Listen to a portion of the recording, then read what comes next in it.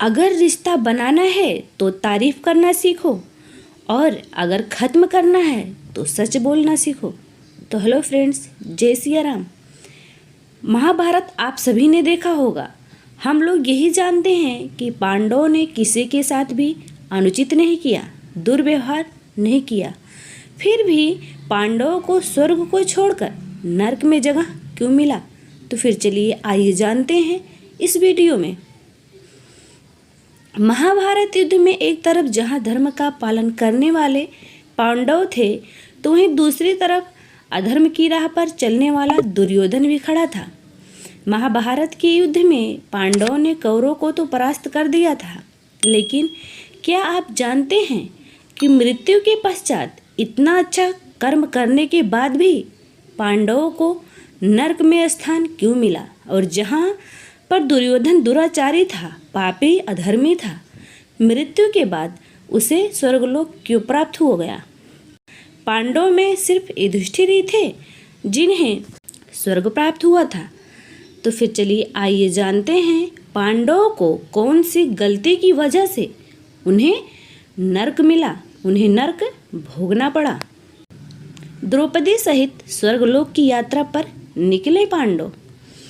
महाभारत युद्ध के बाद युधिष्ठिर हस्तिनापुर के राजा बने। लगभग 36 साल तक पांडवों ने राजपाट अच्छे से संभाला, लेकिन यदुवंशियों के नाश और श्री कृष्ण की मृत्यु की बात जानकर द्रौपदी सहित पांडवों ने सशरीर स्वर्ग की ओर यात्रा पर जाने का निर्णय लिया।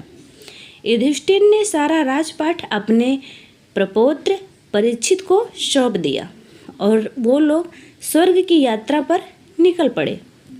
एक एक कर रास्ते में गिरकर हुई पांडवों की मृत्यु। महाभारत कथा के अनुसार पांचों पांडव, द्रौपदी और एक कुत्ता भी उनकी स्वर्ग यात्रा में चल रहा था, लेकिन दुर्भाग्यपूर्ण तरीके से रास्ते में वे द्रौपदी और पांडव एक एक कर गिरते गए जब वो स्वर्गलोक की यात्रा कर रहे थे, और उनकी मौत भी होती गई। ग्रंथ के अनुसार सबसे पहले द्रौपदी की मौत हुई, क्योंकि वह अपने अन्य पतियों की तुलना में अर्जुन से अधिक प्रेम किया करती थी। इन कारणों से पांडवों को मिली नरक। थोड़ी देर बाद सहदेव भी गिर पड़े। तब भीम ने पूछा, सहदेव तुम क्यों गिरे? इस पर युधिष्ठिर ने कहा, सहदेव बुद्धि पर काफी घमंड किया करता था। कुछ देर बाद नकुल भी गिर पड़ा। तब युधिष्ठिर बोले, नकुल को अपने रूप पर बड़ा अभिमान था, इसलिए आज इसकी यह गति हुई। इस तरह अर्जुन अपने पराक्रम के अभिमान के कारण गिर पड़े और वहीं उनकी मृत्यु हो गई। अब बचे युधिष्ठिर। युधिष्ठिर सशरीर स्वर्गलोक को गए। भीम भी रास्ते में गिर पड़े। भीम के गिरते वक्त युधिष्ठिर ने इसका कारण पूछा, तो उन्होंने बताया कि तुम खाते बहुत थे और अपने बल का झूठा प्रदर्शन भी करते थे, इसलिए आज तुम्हारी ऐसी गति हुई है। अंत में युधिष्ठिर के लिए स्वर्ग के द्वार खुल गए, लेकिन उनके साथ भी कुत्ता था जिसे वह स्वर्ग साथ ले जाना चाहते थे। इंद्र भगवान इसके लिए राजी तो नहीं हुए। वहीं युधिष्ठिर भी अपनी बात पर अड़े रहे। आखिर में कुत्ते के रूप में यमराज अपने वास्तविक रूप में प्रकट हुए।